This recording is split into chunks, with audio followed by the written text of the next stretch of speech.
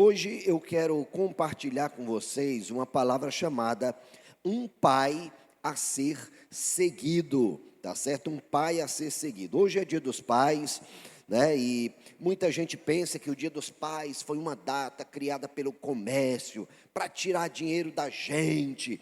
Tem gente que pensa assim. De fato, o comércio aproveita para dar uma movimentada, é um fato. Mas não foi por isso que o Dia dos Pais foi criado.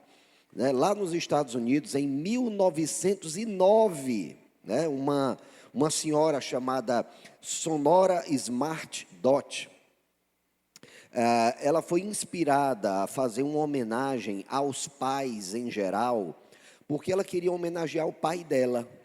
O pai dela era veterano da Guerra Civil Americana, da Guerra de Secessão Americana, e quando eles tinham 6 filhos, a esposa dele acabou falecendo e ele criou sozinho os 6 filhos. Sabe, queridos, criar sozinho 6 filhos hoje já não é fácil. Imagina naquele tempo, que era um tempo de muita escassez, era um tempo do pós-guerra, um período de muita pobreza, um período de muita perseguição. Então, realmente, ela, por reconhecer que o pai dela era um herói, ela começou a homenagear não só o pai dela, mas todos os pais. Quando foi em 1972, o presidente Richard Nixon, lá dos Estados Unidos, oficializou essa data que já era um costume entre eles. Já era um costume, não era oficializada pelo Estado, mas já era costumeiro realizar a homenagem ao Dia dos Pais. No Brasil, um publicitário chamado Silvio Bering, em 1953, trouxe para o Brasil essa cultura do Dia dos Pais. E a partir de então, vem sendo comemorado o Dia dos Pais. Então, o Dia dos Pais aqui no Brasil, de fato, foi uma sacada publicitária, mas a sua história originalmente foi uma homenagem a um pai que realmente se doou para os seus filhos. Então, o objetivo do Dia dos Pais é reconhecer e valorizar a figura paterna. Ontem nós tivemos aqui na igreja o culto de homens que temos feito com alguma regularidade, homens integrais. Nós tivemos a oportunidade de receber aqui o psicólogo Alexandre Xavier, que é também cristão, congrega aqui na Ibava, e foi um momento muito importante, e eu tenho valorizado muito esses cultos de homens, queridos, porque nós temos percebido que a figura paterna, a figura masculina, tem sido profundamente atacada nos dias de hoje. Então, é como se homem fosse um bicho mau, como se homem fosse um bicho a ser extirpado da sociedade, como se a sociedade não precisasse ter homens. É isso que nós temos vivido hoje. Mas no plano original de Deus, nunca foi assim. E se nunca foi assim, nós não podemos crer dessa maneira também. Nós temos que compreender que o homem e a mulher exercem uma função, cada um deles possui uma vocação no plano de Deus para o homem na terra. Então a gente precisa reconhecer essa figura do homem, e que forma mais sublime, mais importante para a figura do homem que a figura do pai. Então, a figura do pai é aquilo que, de certa maneira, torna plena a figura masculina. Então, isso é muito importante, reconhecer a paternidade, porque Deus, antes de tudo, queridos, antes de que houvesse tudo que nós conhecemos, Deus é pai de toda a criação. E nós precisamos aprender com Deus a como sermos pais. Eu estou dizendo aqui como sermos pais, porque eu sei que muitas mães acabam exercendo também a função de pai. Assim como o pai da Sonora Dot, que teve que suprir a figura materna também, há muitas mães que se esforçam para suprir a ausência de um pai na vida do filho. Então, a ausência desse pai, causa uma série de dificuldades para o filho, né? E é por isso que eu quero, nesse momento, fazer uma homenagem aos pais, né? Tanto aos pais que têm sido exemplares, mas também para os pais que estão se esforçando para ser exemplo. Eu quero pedir à igreja uma salva de palmas a esses pais.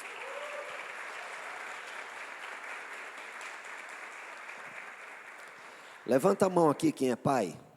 Olha só, essa homenagem é para vocês, viu? Essa homenagem é para vocês. Sabe, queridos, a ausência de um pai na vida dos filhos pode ter sérias consequências. Eu digo pode ter, porque nem todas as pessoas que passaram por ausências paternas ficaram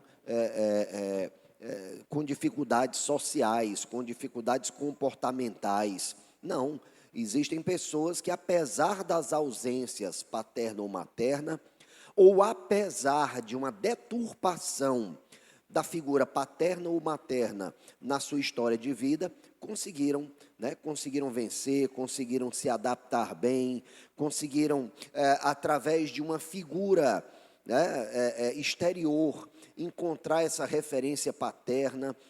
Tem muitas pessoas que não tiveram um pai presente, mas tiveram um tio presente, tiveram um pastor presente, tiveram um amigo, um amigo mais velho, um irmão mais velho, que supriu essa necessidade, desse exemplo, desse paradigma paterno na sua vida. Mas é muito comum que crianças que passaram por essa ausência de paternidade, elas tenham maior chances de se sentirem abandonadas ou deslocadas socialmente, né?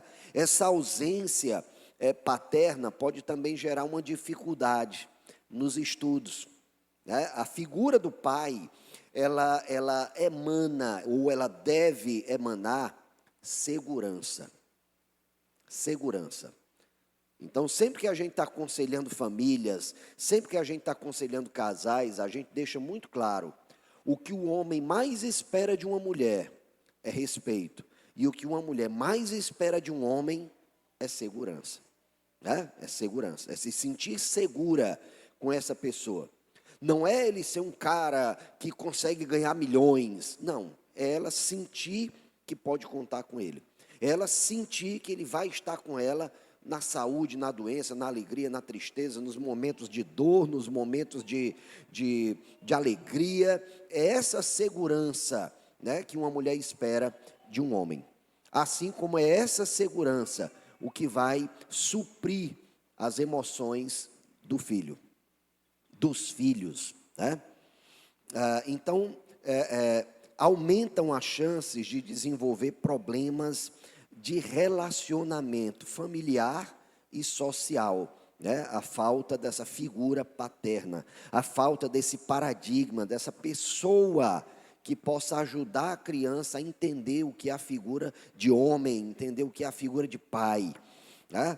A falta de apoio paterno, e aí o pai pode estar presente, né? O pai pode estar presente, mas não apoiar o filho. Isso pode aumentar o risco dele buscar utilizar substâncias entorpecentes, né? Tanto álcool quanto drogas. Então, não é só ser presente fisicamente, né? Mas apoiar, estar junto, elogiar os filhos naquilo que eles fazem de bom, né? E ajudar os filhos a mudar aquilo que eles fazem que não é tão bom. Mas nunca criticar, nunca amaldiçoar os filhos, nunca trazer uma palavra pesada sobre os filhos, né? Nunca dizer, desse jeito aí tu não vai servir para nada, né? Isso é terrível, né? Esse menino é um cão. Quantas vezes a gente já escutou isso, né?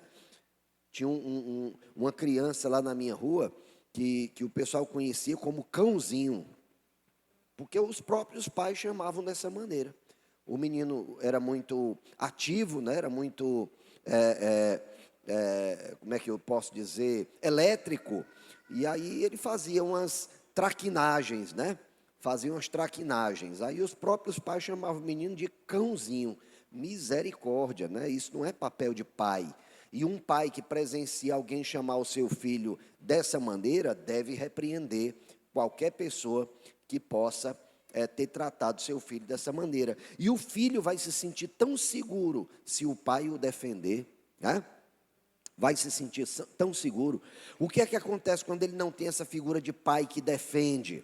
Ele encontra um amigo que defende. Só que às vezes o amigo que defende é o mesmo que vai vender drogas para ele. É o mesmo que vai apresentar a ele a bebida, a prostituição, né? Então, pais supram as necessidades emocionais dos seus filhos, para que ninguém apareça para suprir. Para que ninguém apareça para se colocar como figura paterna dos seus filhos. Seja você a figura paterna dos seus filhos. Agora, como ser um bom pai? De que maneira a gente vai aprender a ser um bom pai? Existem livros, inúmeros livros que falam 10 maneiras, 20 maneiras, 7 passos para alguma coisa. Mas eu te digo algo fundamental.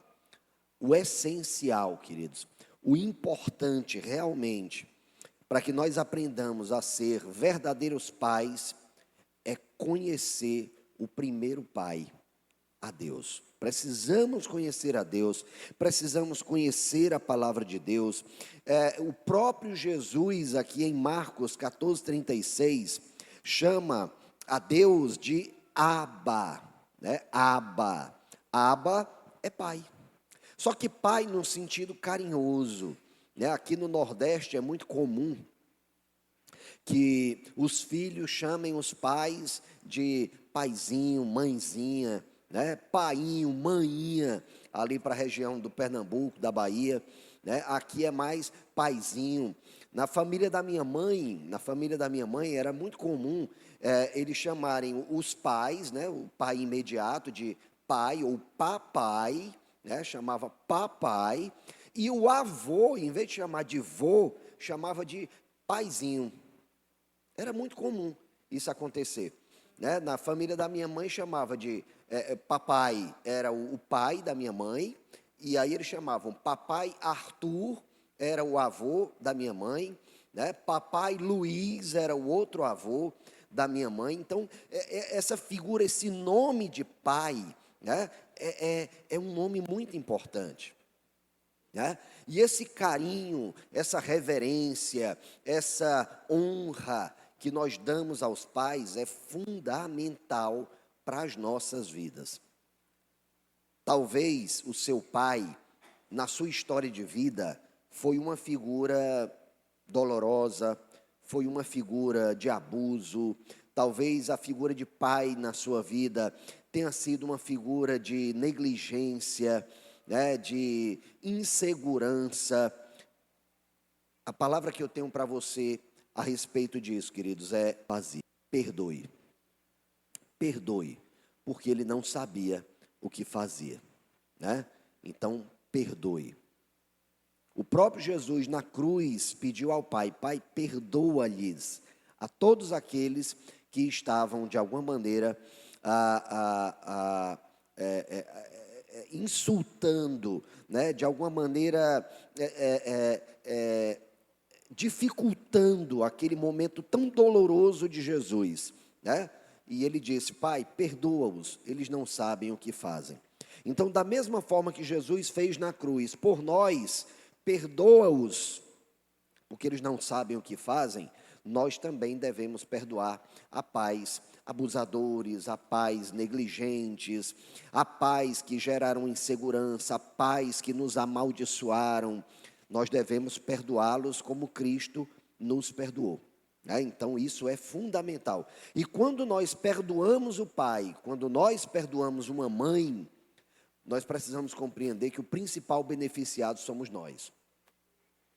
né? Nós nos livramos de um peso de amargura, nós nos livramos de um peso que talvez inconscientemente nos leve a repetir o erro daquele pai. Então, por isso o perdão é fundamental, porque quando nós perdoamos a um pai que não foi presente, quando nós perdoamos a um pai que foi negligente, quando nós perdoamos a um pai que foi violento, a um pai que foi abusador, nós estamos quebrando, né, quebrando um ciclo vicioso que talvez tenha se criado lá atrás. Talvez esse pai violento também foi vítima de violência. Talvez esse pai abusador também foi vítima de abuso. Talvez esse pai negligente também foi vítima de um pai negligente, né? Talvez. Mas nós que conhecemos a Cristo, temos a oportunidade de quebrar esse ciclo vicioso, né? Esse ciclo vicioso, dizendo, não, eu perdoarei o meu pai. Se ele fez isso, é porque talvez ele não recebeu amor, talvez ele tenha sido abusado, talvez ele tenha sido vítima de violência, então eu vou perdoá-lo, porque ele não sabia o que me fazia. Né? Isso é muito importante, queridos, muito importante. Mas, para que a gente possa perceber como um pai deve agir, eu trouxe hoje aqui o exemplo de um pai humano, né? Nós estamos falando de Deus, Deus é o nosso paradigma de pai, Ele é o nosso exemplo de pai, é nele que nós devemos nos espelhar, se desejamos ser verdadeiros pais. Mas há um pai que eu também quero enaltecer, e ele foi muito importante porque Deus escolheu esse homem para ser pai do seu filho, né? Deus escolheu esse homem para ser pai de Jesus. Eu estou falando de José, né? Estou falando de José. José reflete esse amor incondicional do Pai Celestial. Porque, de fato, queridos, Deus nos ama incondicionalmente. Tá certo? Deus ama a você que está aqui na igreja, que é exemplar, que procura orar, que procura agradar a Deus, e Deus te ama na mesma proporção que Ele ama um ateu, na mesma proporção que Ele ama um satanista. É o mesmo amor, e um amor sem medida. Sabe, sem medida, não existe uma medida do amor de Deus, a medida do amor de Deus é o infinito. Ele morreu por todos nós, tanto nós que estamos aqui na igreja, quanto os satanistas que estão aí fazendo uma série de sandices, né? Morreu por nós, como também morreu por pessoas que nesse momento estão se prostituindo, né? Estão estragando a sua vida com bebidas, com drogas. Deus também os ama, e os ama da mesma forma que nos ama. Existe uma diferença entre Deus amar os seus filhos e nós amarmos a Deus. Muitos desses filhos que são objeto do amor de Deus, não amam a Deus. Aí está a diferença, na correspondência a esse amor. Mas o amor de Deus é incondicional por todos. É por isso que nós precisamos falar do amor de Deus a todos. Não, fulano ali não vai querer ouvir falar do amor de Deus. Não, ele é satanista. Não fale do amor de Deus para essa pessoa. Ele não sabe o que está fazendo. Então fale do amor de Deus para ela. Talvez essa pessoa esteja fazendo o que está fazendo porque ela se decepcionou com a figura que ela construiu na cabeça dela de Deus, porque nós também construímos uma figura na nossa mente sobre quem é Deus, e normalmente construímos essa figura a partir dos nossos pais. Por isso é tão importante, papai, que você lê a Bíblia, porque a melhor forma para que o seu filho conheça a Deus é o seu exemplo dentro de casa. É o seu exemplo dentro de casa. É muito comum, né, que os homens têm uma dificuldade um pouquinho maior de controlar a ira. É muito comum, né, é muito comum. Mas é fundamental que nós homens aprendamos a conter a ira. Ah, mas Deus também se ira, de fato. Mas normalmente Deus se ira com aquilo que nós somos complacentes. E Ele não se ira com o que nos ira. Então, toda ira humana, toda ira que brota da nossa carne, você pode repreender. Agora, se você ficar irado, porque o mundo está indo para o inferno, aí você está experimentando a ira de Deus. Né? Se você estiver irado consigo mesmo, porque você não está fazendo tudo aquilo que poderia fazer para proclamar o Evangelho de Jesus Cristo, aí essa ira é de Deus. Mas quando a ira é contra o outro, aí não, queridos, essa ira não é a ira de Deus. Tá certo? Não é a ira de Deus. A ira de Deus é contra o pecado, a ira de Deus é contra o mal, a ira de Deus é contra tudo aquilo que nos causa mal, contra tudo aquilo que deturpa a figura dele em nós. A ira de Deus se acende contra o pecado, não contra o pecador.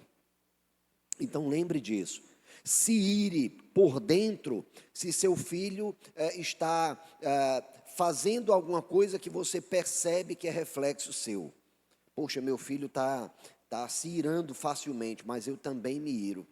Quando eu olho para o meu filho fazendo isso, eu me vejo no espelho. Aí você deve se irar contra você mesmo, né? E começar a ter uma conduta que possa ajudar o seu filho a aprender a gerenciar as próprias emoções. Porque o filho aprende a gerenciar as emoções com o pai, né? O filho aprende a lidar com as dificuldades da vida com o pai. Então, isso é muito importante, isso é fundamental. Romanos 5,8 diz, mas Deus nos prova seu grande amor ao enviar Cristo para morrer por nós, quando ainda éramos pecadores. Então, Cristo veio até nós, não porque nós éramos bonzinhos, pelo contrário, Cristo veio até nós porque nós éramos péssimos. Porque nós somos péssimos, porque nós somos maus. Foi por isso que Cristo veio até nós. Então, papai, deixa eu dizer uma coisa para você, talvez você tenha em casa filhos, né, que são muito ativos, né, os bichinhos, se você deixar eles soltos, quando pensar que não, eles estão em cima do guarda-roupa, né, quando pensar que não, os bichinhos estão enfiando o dedo na tomada, né, não se ire contra o seu filho. Não se ire contra o seu filho, não discipline o seu filho com ira. Nós ensinamos os pais a disciplinarem os filhos, mas a disciplina é um momento de amor e não de ira. Não de ira. Então não discipline os seus filhos de forma irada. Ele vai se assustar muito mais com a sua feição, ele vai se assustar muito mais com o seu tom de voz, ele vai se assustar muito mais com as palavras que você disser, do que com um castigo físico. Mas tem gente que não castiga fisicamente, mas, meu Deus, parece um monstro quando vai repreender os filhos. Então não façam isso. Isso não ajuda os seus filhos. Não ajuda os seus filhos. Disciplina é um momento de demonstrar amor. Amor. É um momento de demonstrar consequências também, né? Mas é também um momento de demonstrar amor. Então Deus deu o seu filho. Deus deu o seu filho por amor de nós, né? Ele deu o seu filho por amor de nós. Mas na medida do que ele deu o seu filho, né, a presença de Cristo, a revelação de Cristo, também trouxe condenação àqueles que não creram. Então, ao mesmo tempo que Cristo é uma bênção para os que creem, o mesmo Cristo é condenação para aqueles que não creem nele. E não é Cristo que condena, não é Deus que condena, é o não crer dessas pessoas que os condena. Então, pais, nós temos um exemplo, o próprio Deus. O próprio Deus nos ensina. Porque há momento que o seu filho vai chegar à adolescência, né, onde ele vai começar a querer tomar determinadas decisões, que o papai já não vai mais poder tratar como se ele fosse uma criancinha, né? Não dá mais para chegar para um filho adolescente, vem cá menino, eu vou te disciplinar, né? Não, não dá mais para fazer dessa maneira. Agora tem que ter muita conversa, agora tem que ter muita orientação, tem que ter muito tempo de qualidade, tem que ter muito tempo para ouvi-lo, tem que ter muito tempo para observá-lo, procurando ter um diálogo aberto com ele, falar sobre tudo. Cristãos, me digam uma coisa, vocês falam sobre tudo com os seus filhos? Ai não, pastor, eu acho que ainda não é tempo de falar sobre sexo com meu filho. Se você não falar, alguém vai falar. Então fale logo. Fale logo, ensine da maneira correta, né? Ensine para que foi que Deus criou o sexo. Ensine para ele sobre como é que ele vai controlar as pressões que ele vai começar a sentir. Porque na adolescência ele vai começar a sentir determinadas pressões que ele não sentia antes. Ele vai começar a sentir determinados desejos e inclinações que ele não sentia antes. E coitado, ele não está entendendo nada, ele não está entendendo por que isso está acontecendo. Ele não está entendendo por que é que o corpo dele está se modificando. E o pai não diz nada para ele, mas vai aparecer um amigo e vai dizer, olha, é assim, olha, faz desse jeito, olha, faz daquela forma, deixa eu te mostrar aqui como é que é. E ele vai começando a descobrir coisas que ele não deveria ter descoberto. Mas sabe por quê? Não é por causa das amizades dele, não. É por falta de amizade com o pai. É por isso. É por falta de amizade com o pai, é por falta de um diálogo aberto com o pai, né? Filho precisa conversar com pai e mãe sobre tudo. Nenhum assunto, repito, nenhum assunto deve ser tabu entre você e seus filhos. Nunca, nenhum assunto, qualquer assunto que ele queira conversar com você, converse. E não faça cara de mal quando ele conversar com você. Menina, eu não quero você com esse tipo de assunto aqui não. Aqui dentro de casa não entra esse tipo de assunto. Faça isso não. Porque se ele não encontrar liberdade para conversar desses assuntos dentro de casa, ele vai procurar na rua, ele vai procurar na escola, vai ter um professor irresponsável para dizer para o seu filho uma série de valores que não são seus, mas por falta de ter essa referência dentro de casa, coitado, o filho acaba assumindo o professor como uma figura de pai, pelo menos naquele aspecto, né? Então, é fundamental, pais, a presença, o diálogo aberto com os filhos, né? Deus ama seus filhos independentemente de seus méritos e de suas falhas, tá bom? 2, proteção e cuidado. José se inspirou no Pai Eterno, José se inspirou em Deus. Salmos 46:1 diz: Deus é o nosso refúgio e a nossa fortaleza, auxílio sempre presente na adversidade. Para onde seu filho corre quando ele leva uma queda? Ele corre para você ou ele corre de você? Deus quer que nós corramos para ele se pecarmos. Mas o que é que normalmente é feito? Na igreja mesmo, isso é muito comum. O cara pisa na bola, e aí o que é que ele faz? Não sou digno de entrar na igreja, vou me afastar da igreja. Sabe por quê? Porque aprendeu com o papai que se ele levasse uma queda, quando chegasse em casa ele ia apanhar. E aí quando ele chega na igreja, diante da figura do Pai Eterno, quando ele comete um pecado, em vez de buscar o Pai, em vez de buscar o acolhimento do Pai, em vez de buscar, né, a compreensão do Pai, ele corre do Pai. Papais, é tão importante nós conhecermos a Deus como Ele é, e não como nós achamos que Ele seja. É tão importante. Precisamos proteger os nossos filhos, precisamos proteger nossas famílias. Existem pensamentos, ideologias, novas ideias, né, que gostariam de levar seus filhos para um rumo diferente do que Deus estabeleceu para eles. Então, papais, a gente precisa estudar. A gente precisa ter tempo para estudar, para saber o que é que está acontecendo no mundo, para estar ligado com o que está acontecendo no mundo. Nós precisamos ter tempo para ver o que os nossos filhos estão vendo. E não entregar simplesmente o celular, um tablet ou um computador para os filhos, para eles deixarem a gente sossegado. Porque normalmente é o que a gente vê. Não entregue um celular, não entregue um tablet para o seu filho sem saber o que ele está vendo. Porque o papel de um pai é proteger o filho. E proteger o filho das ideologias, das filosofias do mundo, né? É fundamental que os pais sejam sagazes. A Bíblia diz que nós devemos ser puros como as pombas, mas sagazes como as serpentes também.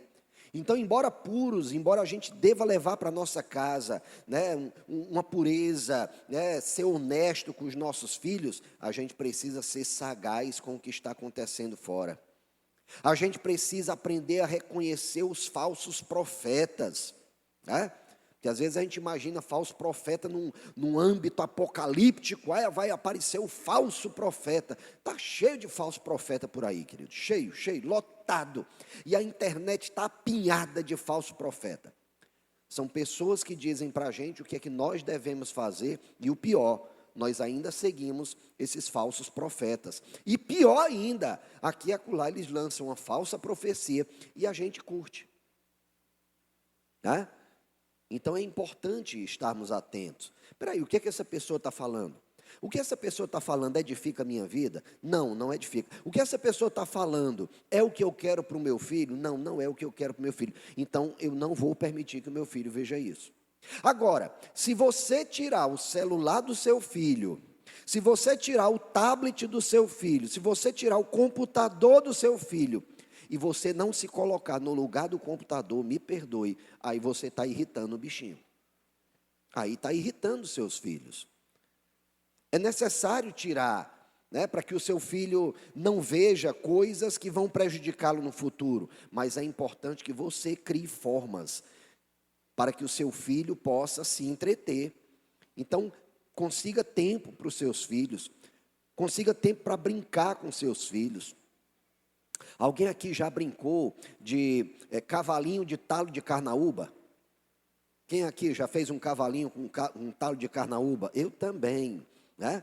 Eu também. Mas um talo de carnaúba foi transformado num cavalinho para mim. E isso gera memórias afetivas, queridos. Quem aqui já soltou pipa alguma vez? Ó, bom demais, né? Quem já jogou bila? Bom demais, que bênção. Foi bom jogar bila? Você joga com seus filhos? Não levante sua mão. Você joga bila com seus filhos? Você solta pipa, solta raia com seus filhos? Você faz cavalinho de talo de carnaúba, né? Você faz cavalinho de cabo de vassoura para os seus filhos? Mas pastor, hoje os brinquedos são mais interessantes, mas não ocupam tempo, querido. A ideia é ocupar o tempo para fazer. Não compre uma pipa feita, não. Faça uma pipa com seu filho. Isso vai ocupar teu tempo e o tempo dele. Isso vai criar momentos para vocês se entreterem juntos, em vez dele estar se entretendo com alguma coisa neto por aí, né? Vocês sabem de que eu estou falando. Proteja seus filhos do relativismo. Outro dia eu estava conversando com uma pessoa muito querida, né? Eu estava conversando com ele, aí ele dizendo, olha, eu acho que a pessoa, né, o mundo, na verdade, ela é um reflexo da cabeça de cada um faz da sua vida o que quer, cada um vê a realidade do jeito que quer. Aí eu fiquei aqui me segurei, depois eu não aguentei não, eu disse, ó, deixa eu te dizer uma coisa, isso não é verdade não. Ai, mas o que é a verdade? Né? Pois é, por isso mesmo. Porque se você se deixa levar por esse relativismo, onde tudo depende do que eu estou pensando, né? Se eu decido hoje ser um gato, meau, eu sou um gato. Ah, poxa, peraí. Tem gente por aí fazendo torneio de cachorro humano. Um bocado de gente, adulto, de 4, latindo uns para os outros. Pelo amor de Deus. Isso é relativismo.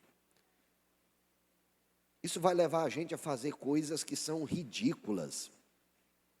Então nós precisamos mostrar para os nossos filhos aquilo que é absoluto.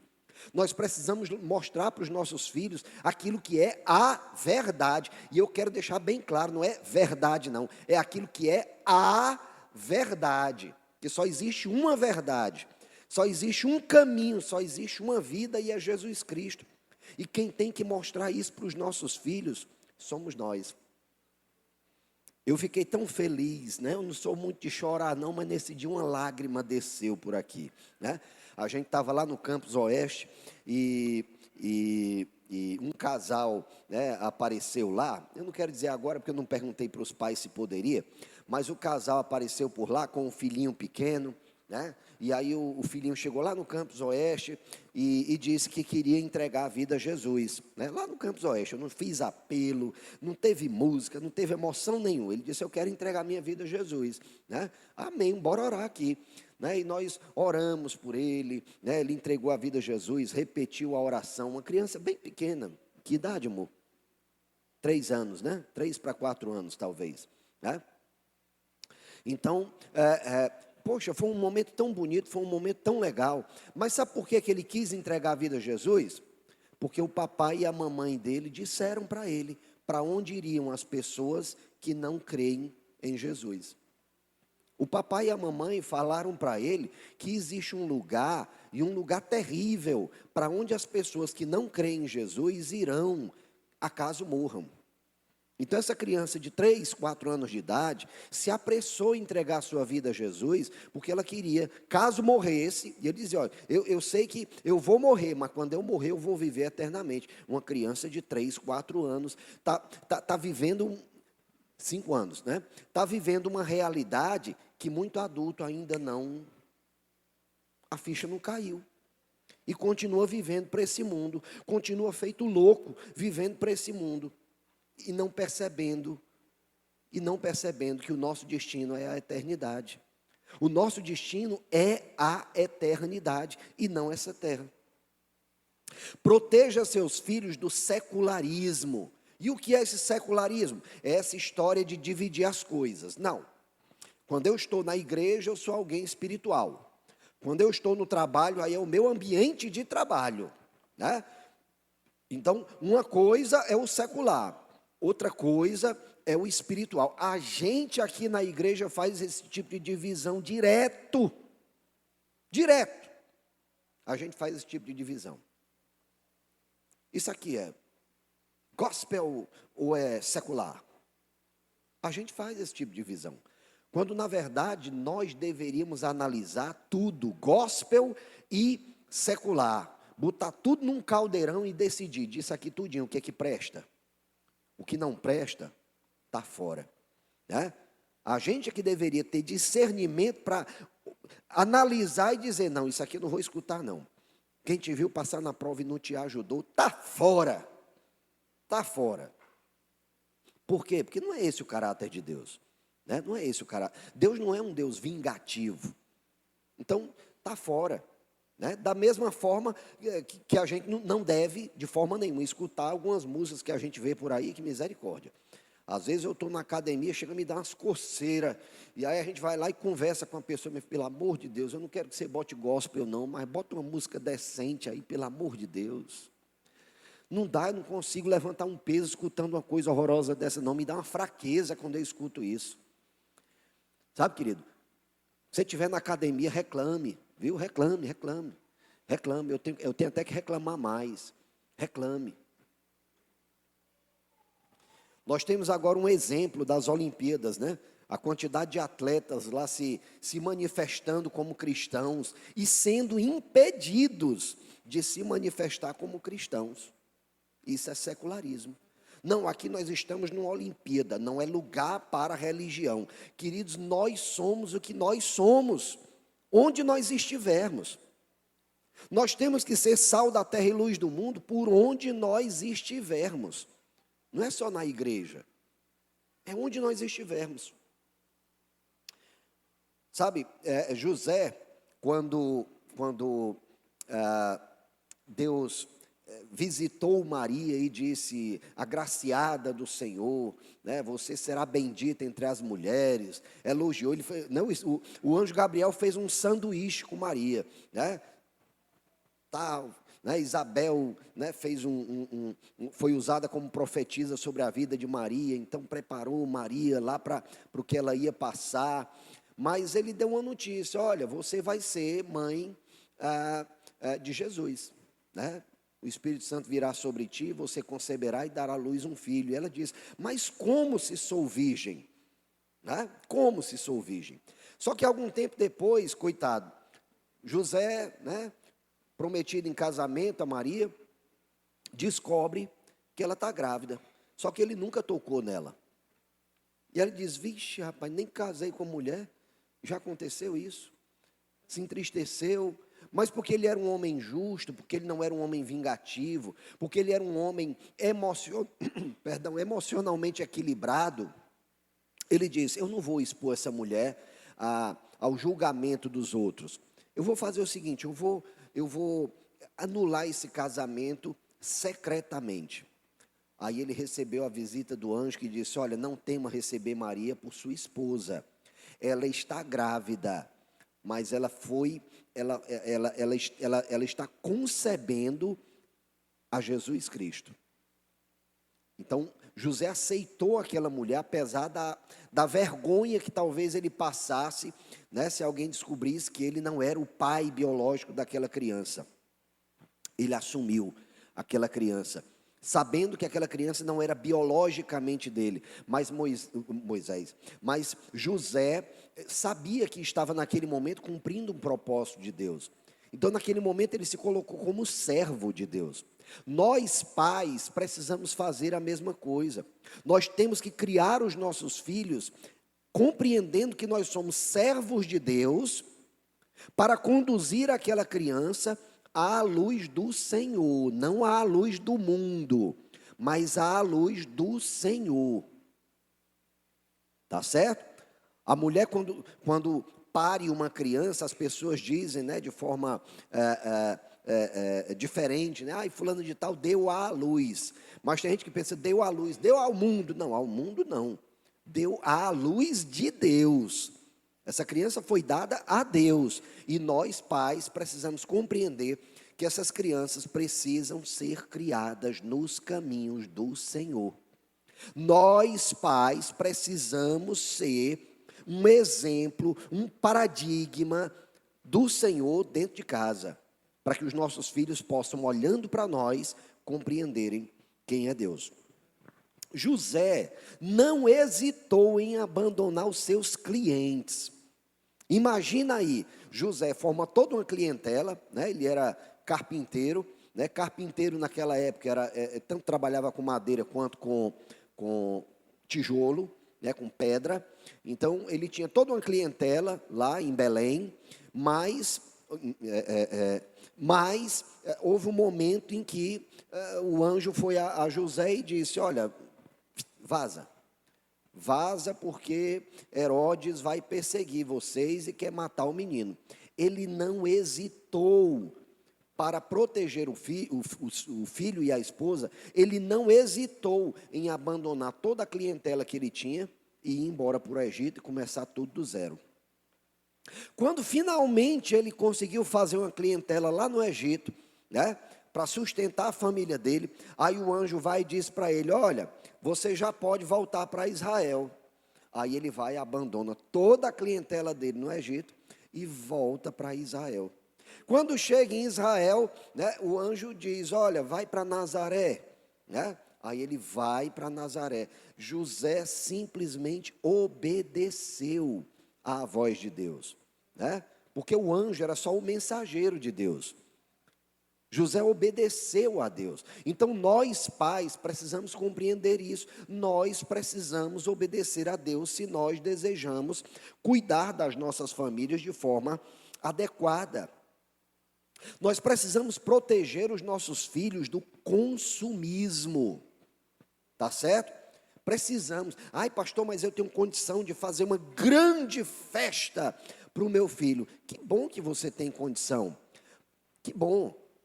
Mas se você ensinar seus filhos a estarem satisfeitos na simplicidade, você vai ajudá-lo muito a saber conduzir a vida dele no futuro.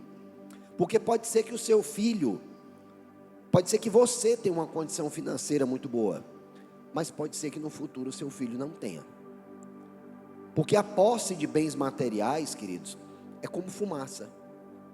Eu sei que está cheio de gente por aí se sentindo segura porque tem dinheiro no banco. Mas dinheiro no banco é como fumaça. Vai embora, bem rapidinho. Basta fazer uma bobagem na vida, né? Alguém entrar na sua conta bancária e alguém te dá um golpe, né?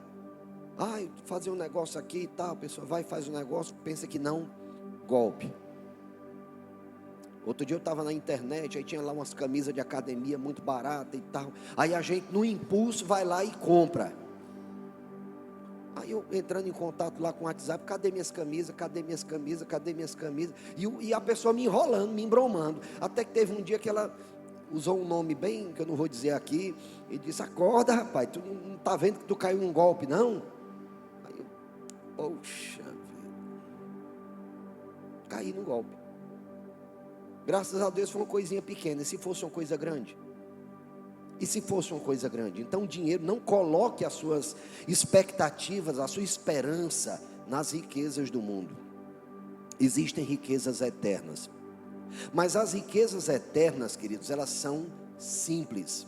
As riquezas eternas, elas estão oportunizadas a todos. Desde o mais rico financeiramente ao mais pobre.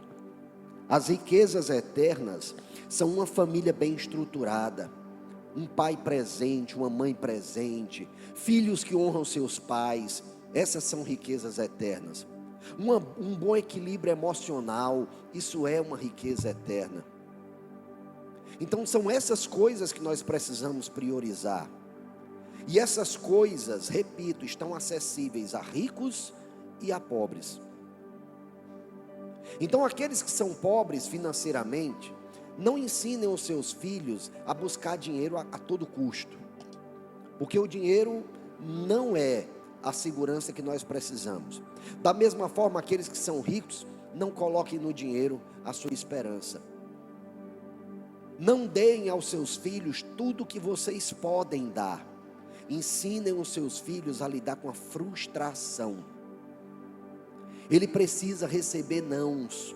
Se ele não receber nãos, um dia ele vai estar no mundo e alguém vai dizer não para ele, e ele não vai saber o que fazer com isso, porque o papai e a mamãe nunca ensinaram a ele sobre o não, nunca ensinaram a ele sobre lidar com frustrações.